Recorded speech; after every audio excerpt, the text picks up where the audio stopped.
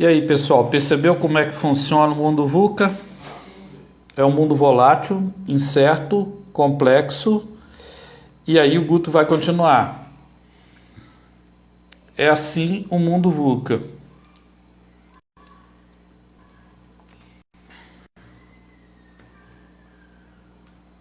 As coisas que pareciam certas, elas mudam de uma hora para outra. O conceito da palavra mudança. Ou a gente muda ou a gente dança. Na verdade, o que está acontecendo no cenário mundial é, é atípico. Nós vivemos uma pandemia como essa na peste negra, que foi um período de transição da Idade Média para a Idade Moderna. E agora nós estamos vivendo um outro período de transição. Nesse período de transição, a, a nossa vida também fica complexa. Nós não temos respostas como nunca tivemos para o cenário econômico, político, social. Hoje o dólar chegou a proporções enormes. O ministro da Saúde do Brasil mudou pela terceira vez no mesmo governo. Isso deixa para a gente clareza de que os cenários mundiais estão incertos, regionais, locais.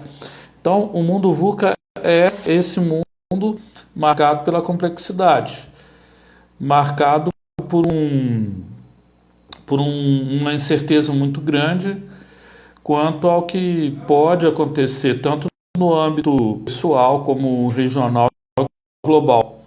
E o mundo VUCA desmancha no ar.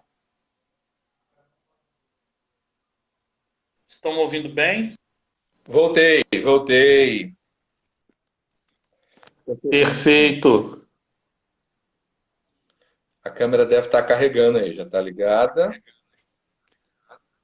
Joia. Estava falando para o pessoal aqui, Guto, é, o exemplo do mundo VUCA é isso, né? Sim, De repente a internet 16 horas ela está muito congestionada porque muita gente está usando esse horário. perfeito. Só para o pessoal entender, esse é o horário do recreio nas escolas. Não é isso, Guto? Isso. A gente fica de 30 até 16 horas quando trabalhamos no vespertino, nós que fomos professores.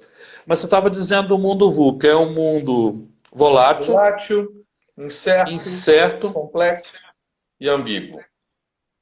E, principalmente, as receitas que funcionavam e as soluções que funcionavam até 89, até 90, até o ano 2000, talvez não funcionem e, quando funcionam, necessitam de adaptar para esse novo modelo, para esse novo tempo.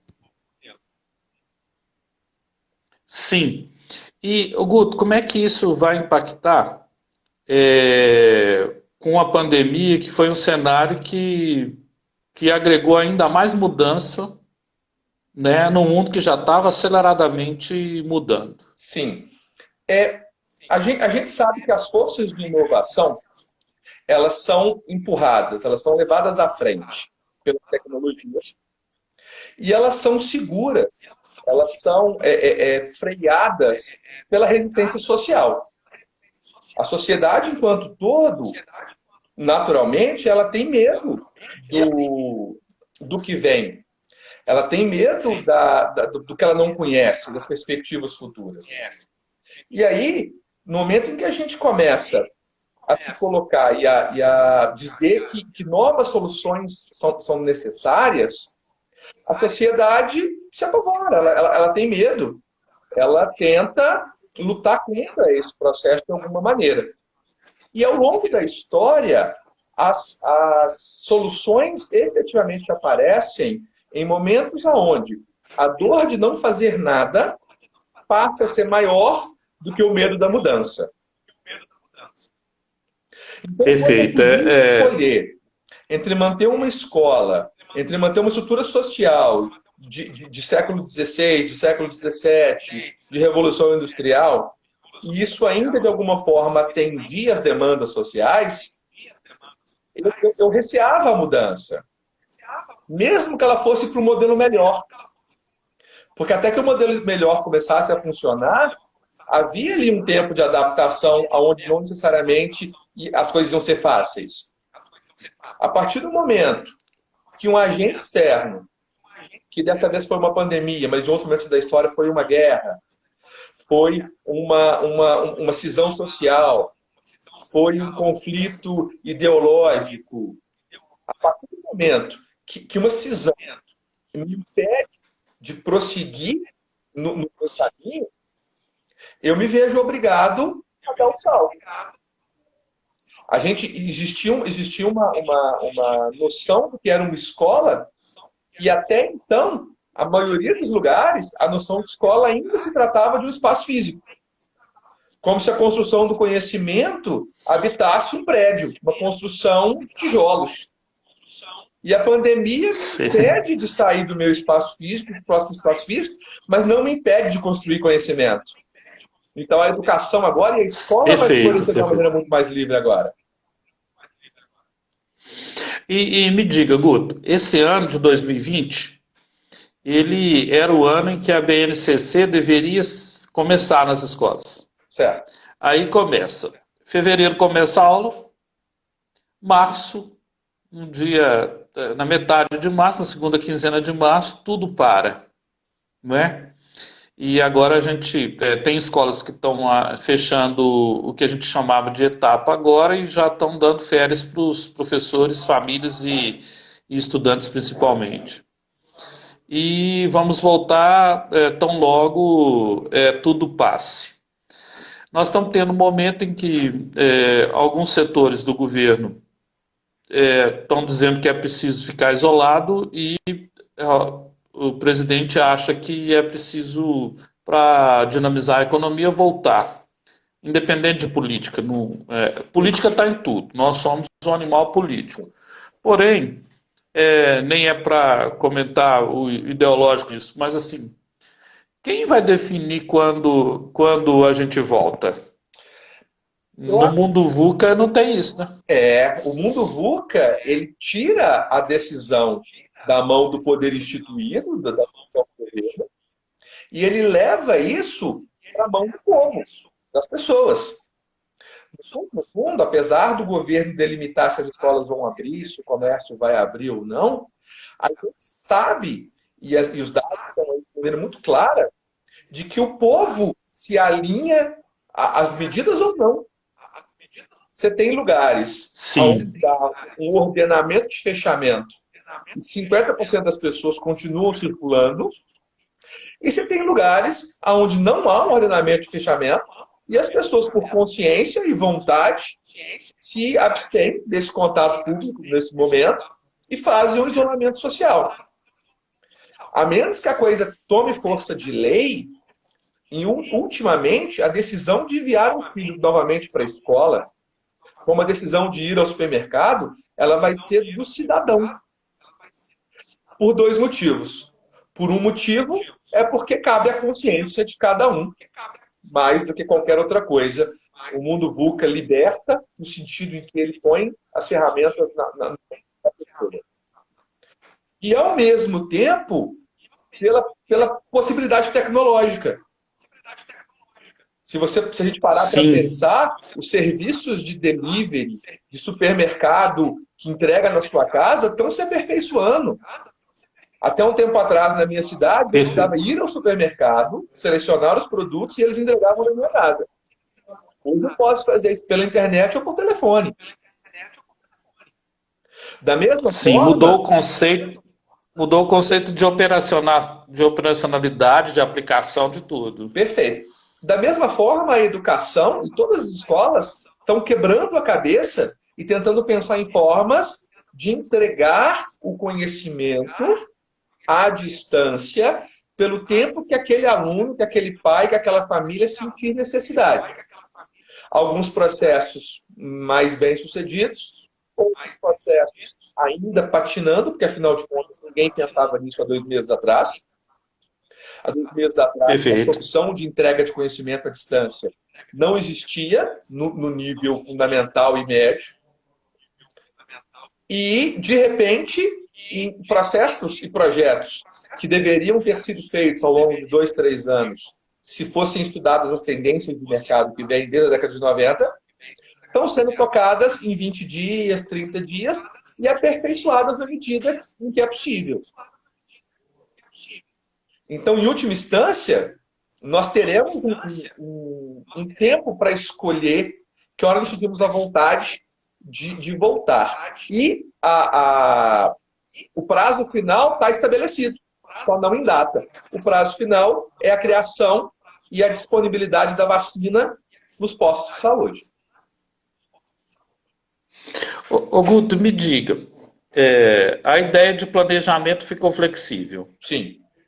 A escola está se tornando, vamos falar algumas palavras, ensino à distância.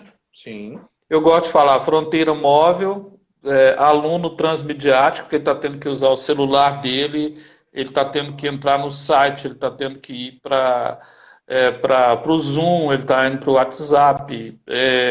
Para o aluno que é nativo digital, tudo legal.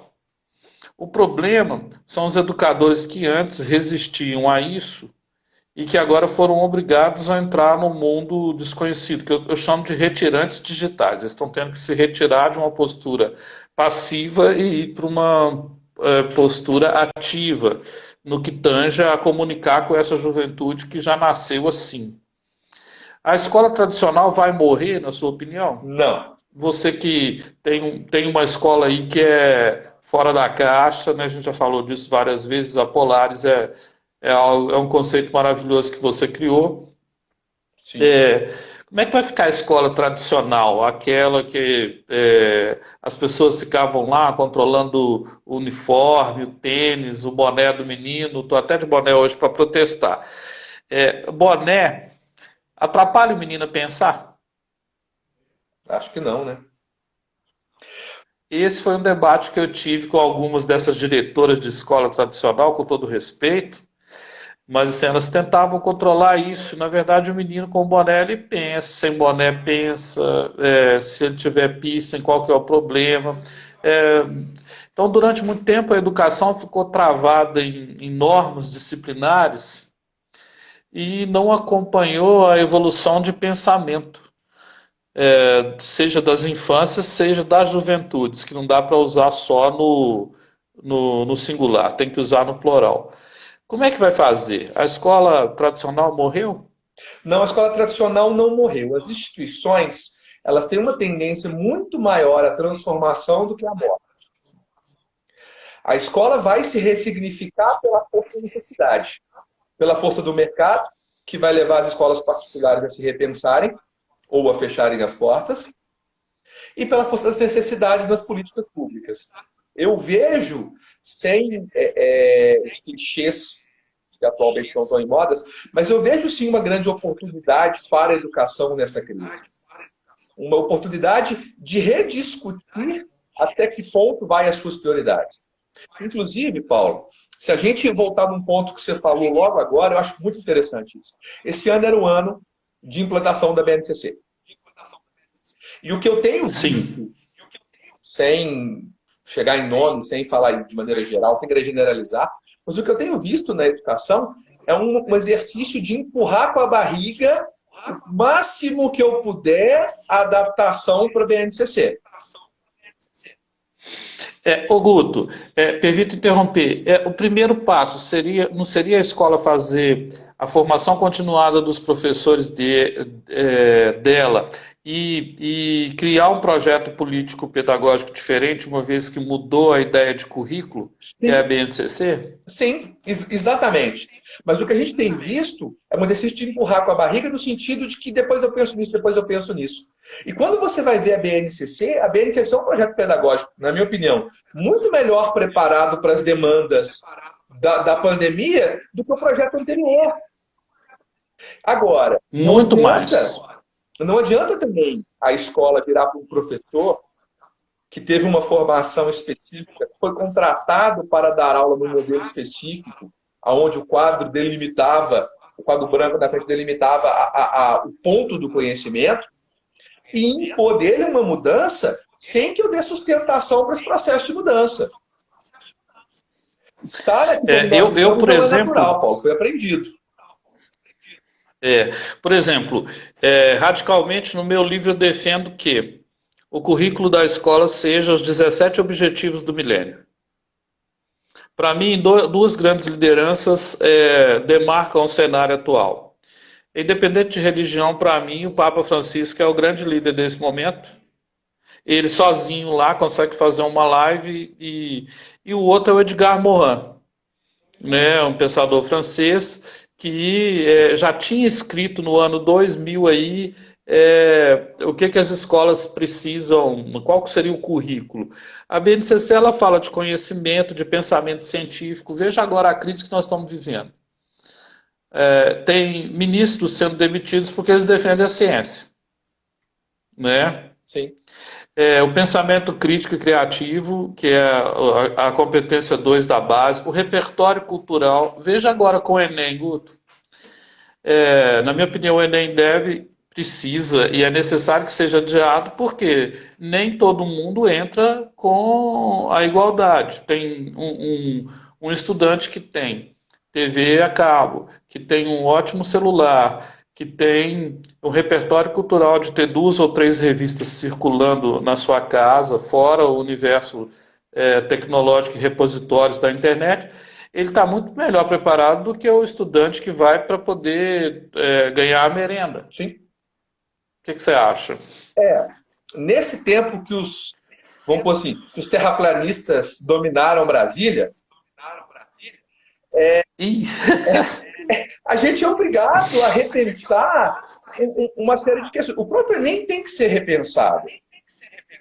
Né? Se a função do Enem é selecionar quem armazenou mais conhecimento, ou é selecionar quem está melhor preparado para o processo crítico universitário. Agora, isso vai acontecer não porque haja vontade que aconteça, mas porque as restrições físicas, de saúde, geográficas, vão nos obrigar a fazer isso. Eu acredito que a imposição do Enem é um blefe do seu atual momento, porque o governo sabe que ele não vai conseguir manter medidas sanitárias para que se execute um processo anterior ao Enem, que é um processo de estudo. Né? Talvez seja possível executar o Enem, mas não vai ser possível executar o processo da educação que precede o Enem. E a gente sabe que, nesse momento, a maior tendência nesses casos é que a justiça interfira, e que, por força de liminar e etc., se ganhe. Há uma série de conceitos sendo quebrados, Paulo. A própria noção de que o ano escolar bate com o ano do calendário é arbitrário. Em outros países do mundo, o ano começa em setembro e vai até início de final de maio.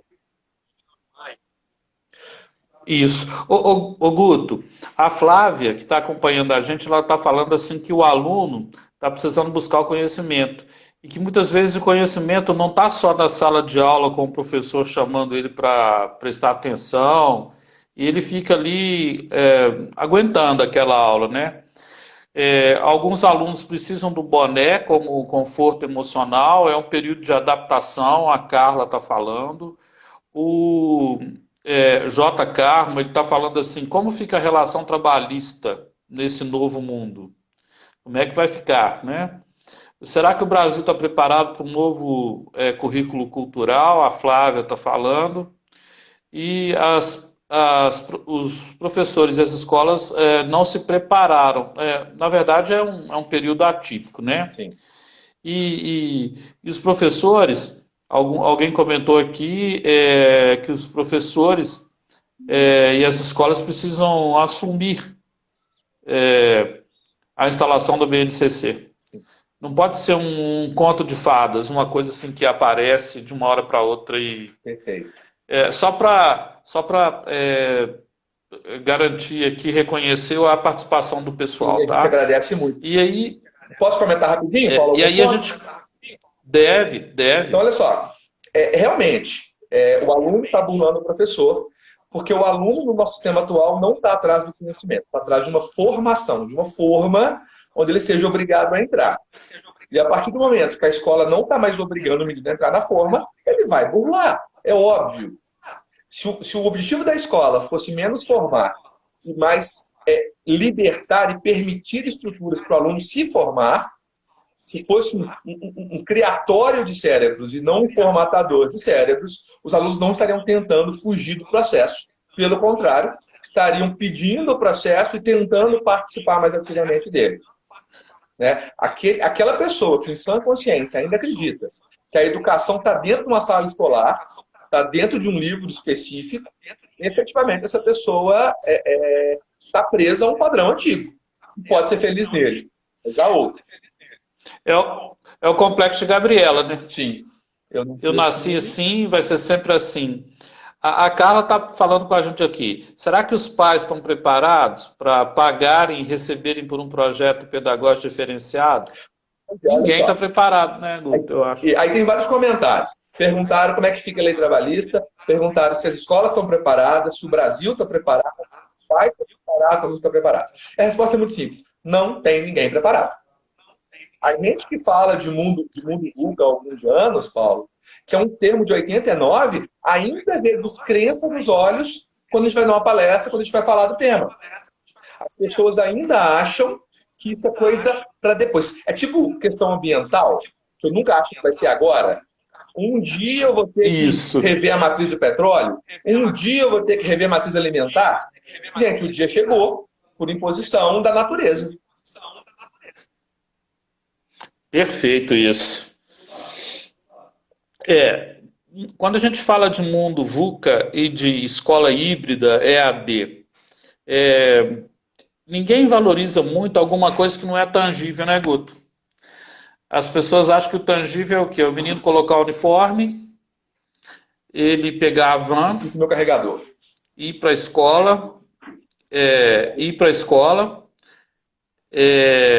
e lá na escola o porteiro recebe na porta, vai olhar se ele está com uniforme. Olha só, uniforme. A gente vive num mundo plural e a pessoa quer que tudo tenha uma forma só. A palavra uniforme é assim, né? Então, como pensar uma escola do futuro? Né? Essa escola do futuro, eu acho que ela tem que estar no presente, né? E aí mudar currículo, mudar tudo. Olha lá a biblioteca do Guto. Então, assim, o ensino tem que ser híbrido, na minha opinião. A hibridização chegou e pai querendo ou não, professor querendo ou não, porque essa geração C, essa geração do coletivo conectado, né, nós já dividimos a plataforma para palestras muitas vezes, né, Guto? Eu falando da geração C e você do mundo VUCA. Então, assim, a escola do futuro é a escola do presente. Sim. Não é? Sim. Ou ela vai ela vai passar a ser na medida em que ela for aos poucos vencendo. É aquela história. A dor de ficar parado está se tornando maior do que a dor da mudança. E é nesse momento que os saltos tecnológicos se fazem. É muito importante que a gente diga o seguinte, porque aí assusta os pais um pouco, Paulo, é a ideia de que é uma nova educação. Na verdade, não há uma nova educação. Há uma nova forma de conceituar essa educação. Há uma base tecnológica que me permite ir além do que eu ia antes. Mas os valores são os mesmos. Nós vamos formar menino para o mesmo mundo, a matemática é a mesma. Só que a forma como eu lido, como eu aprendo, não é mais a mesma. Isso. Ô Guto, por que eu fiquei esse final de ano e o início desse outro aí, escrevendo os meus livros da trilogia? Eu estou vendo que a Vanesca aqui, que é a diretora da editora, entrou. Eu escrevi uma trilogia, o que as escolas podem aprender, porque é preciso que o gestor aprenda. A BNCC, no chão da sala, porque também, se a gente não falar assim, o professor não entende como aplicar. Então, no livro eu trabalho isso. E metodologia ativa. todo mundo está falando desses temas, mas assim, vamos pegar isso e colocar no chão da sala. Pedagogia de projeto, ensino híbrido, aula, sala de aula invertida, gente, a gente já fazia. O professor que queria mudar, ele já fazia. Concorda, Guto? A gente já deu aula junto, a gente já fazia isso. Sim, mas a gente fazia isso num contexto de que isso era exceção.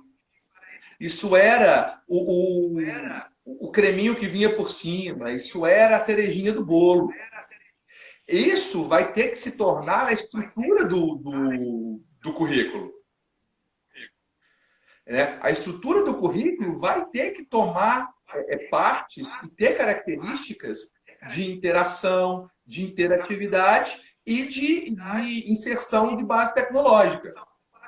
Porque a geração dos nativos digitais vai sempre achar um jeito de não assistir a aula.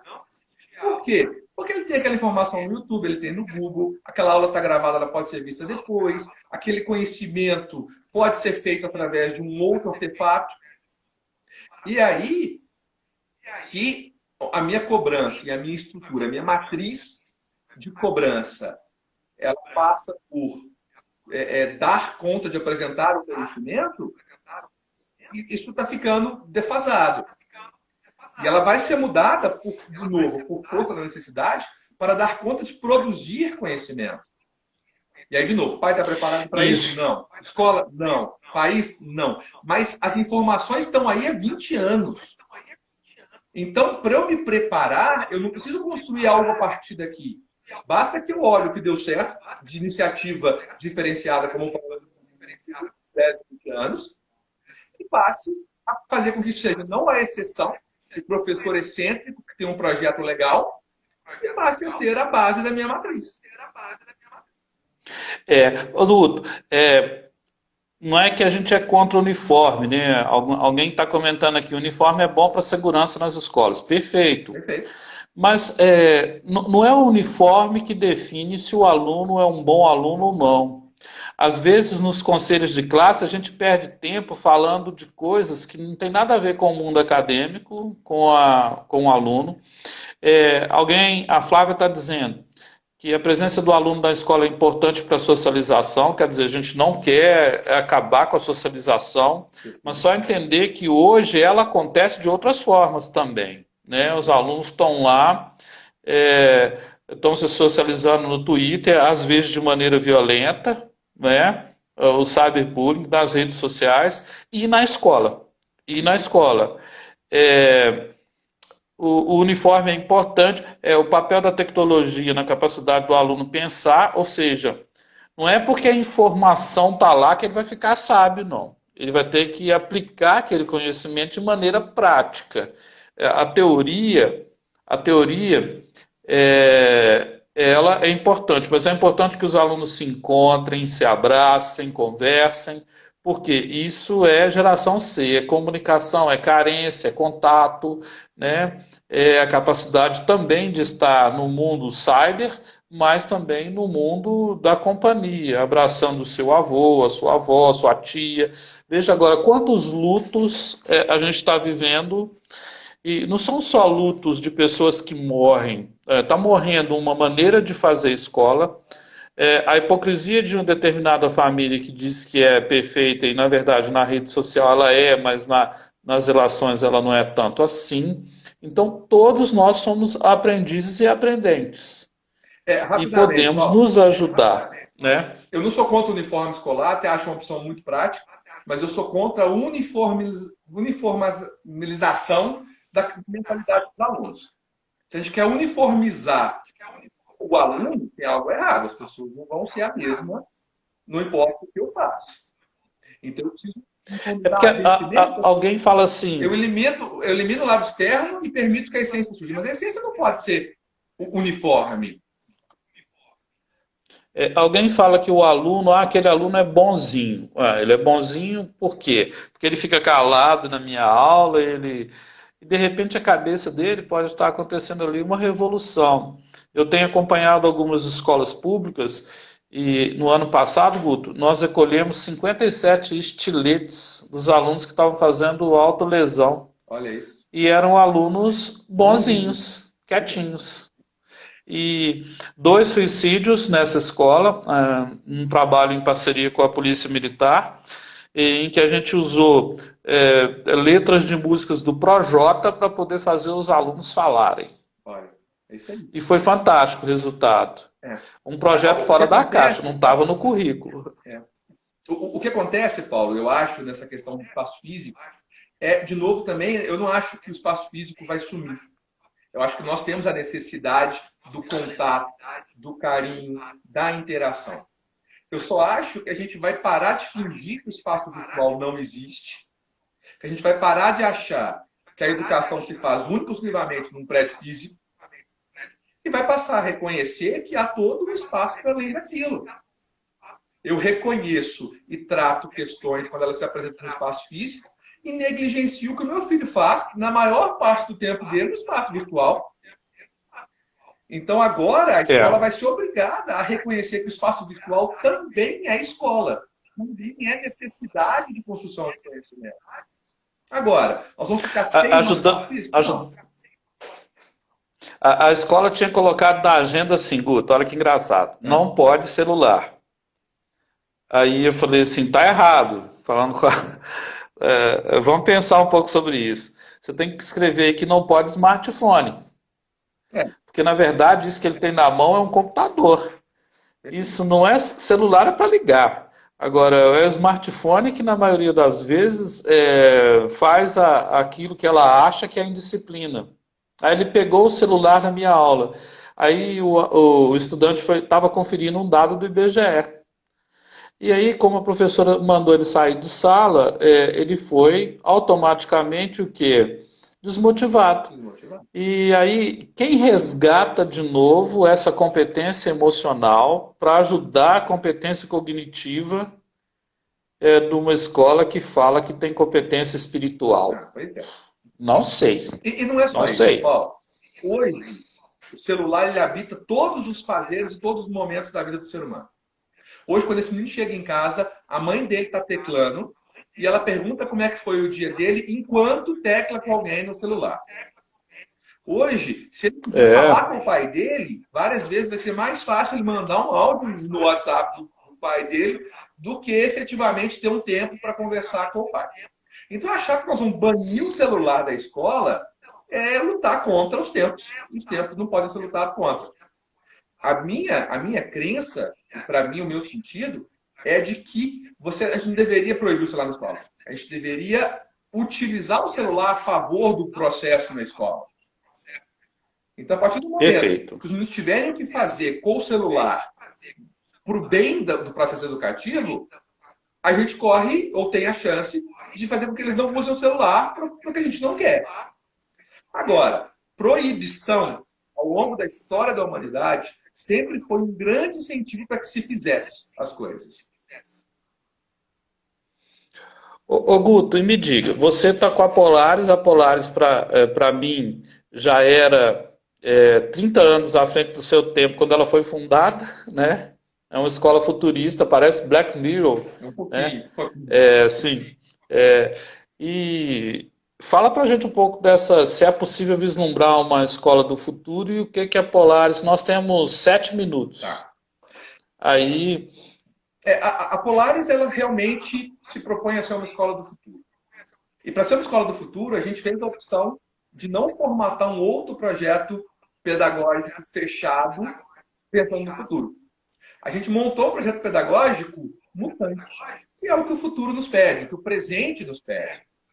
Então, houve uma facilidade muito grande de adaptar o nosso processo pedagógico ao distanciamento social, uma vez que a gente já tinha isso de uma maneira muito, muito híbrida, uma vez que a gente já tinha essas possibilidades muito latentes. Né?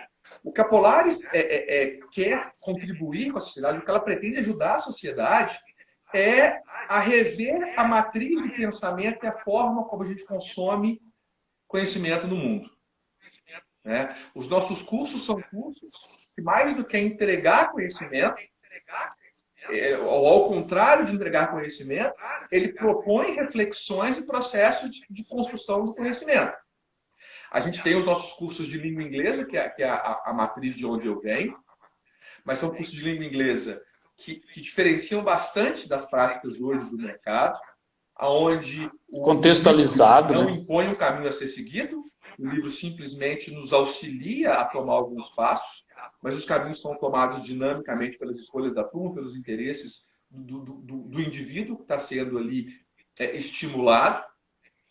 E a gente também trabalha com essa proposta de repensar. O nosso curso Matrix, que é o curso que repensa posicionamento futuro, futuro do mercado de trabalho, tendências do mundo VUCA, como que elas vão afetar as profissões que hoje existem, substituição da mão de obra humana pela robotização, pela inteligência artificial, como me tornar indispensável nesse futuro. E tudo tem a ver com uma descoberta ou uma discussão de ciência. Se o que nos faz humanos é a nossa individualidade, o nosso processo educacional também tem que ser pautado pelo afloramento dessa individualidade, pela individualidade. Porque tudo aquilo que eu tiver que fazer roboticamente, metodicamente, repetitivamente, baseado numa formação anterior, um robô vai fazer no meu lugar em breve. Perfeito, não. Muito legal isso. Ô Guto, vamos ter que fazer outra, né, cara? Estamos O aqui, pessoal tá adorei esse pedindo aqui, momento, ó. adorei estar discutindo essas ideias, adoro conversar com você, nossas Isso. discussões já floresceram muitas ideias nos nossos bate-papos e, pô, vou adorar. Isso, vamos marcar outra aí em off, mas eu quero te agradecer pelo tempo, pela disponibilidade. Lembrando, esse vídeo agora vai para o canal do YouTube, o que as escolas podem aprender. O que eu fiz, Guto? O meu livro é transmediático. A pessoa lê o livro, quando termina o capítulo, tem um canal para ela debater lá. Olha, Porque senão o autor fica muito só preso ali no livro dele, né? Eu quero te agradecer e dizer que muito em breve a gente está criando um projeto aí que está nascendo no Brasil e tem um evento que vai chamar a Lua. É um evento tipo a TED, né? Lua é Linguagens, Unicidade e Aprendizagens. Então a gente convida o pessoal, vamos para a Lua, e aí é presencial, é um negócio bem legal, né? E vamos amarrar isso. Mas quero te agradecer, dizer que foi muito legal e vamos marcar a próxima aí, tá bom? Paulo, eu agradeço, Vamos pensar um assunto. Agradeço ao pessoal que comentou, que ajudou, que participou. Agradeço a muito legal isso. de ver a gente falar essas coisas de maluco, né, Paulo? Mas é um processo, de novo, dinâmico. A gente não está aqui porque a gente está sem lugar para dar aula. A gente está aqui porque a gente reconhece que esse lugar é um lugar de conhecimento. Esse é um lugar mais democrático, para permitir que todo mundo participe na medida que pode. É isso aí. Independente de ideologia, a gente está colocando as ideias no ar aí. Perfeito. É um mastermind. Valeu, Guto. Muito obrigado, cara. Obrigado você, Paulo. Tudo de bom aí. Saúde e paz. Valeu. Valeu. Namastê. Namastê. Tchauzão.